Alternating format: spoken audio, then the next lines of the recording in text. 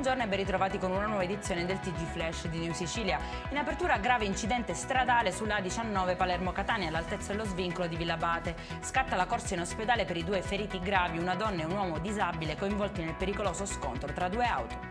Affonda barchino al largo di Lampedusa nell'Agrigentino. 44 migranti, fra cui 11 donne e 3 minorenni, sono stati salvati, mentre una bimba di 15 mesi risulta dispersa. All'hotspot la mamma non riesce a darsi pace e ha raccontato che quando si è verificato il naufragio non è riuscita a tenere stretta a sé la piccola. Denaro in cambio di falsi contratti di lavoro per consentire ai migranti irregolari di beneficiare del permesso di soggiorno. Sono 4 gli indagati ad Alcamo in provincia di Trapani, chiamati a rispondere anche del reato di estorsione, oltre che di favoreggiamento all'immigrazione clandestina e falsità ideologica e materiale. La telefonata della nonna al 112, allertata dalle urla provenienti dalla casa della nipote, ha fatto scattare l'intervento dei carabinieri di Caltagirone, che hanno soccorso una 29enne aggredita dal convivente.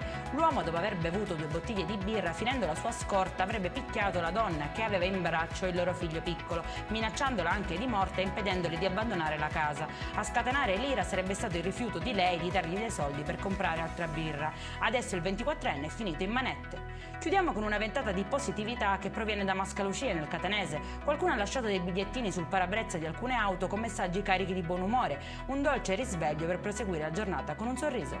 Per questa edizione è tutto, prossimo appuntamento alle 19:30. Buona giornata.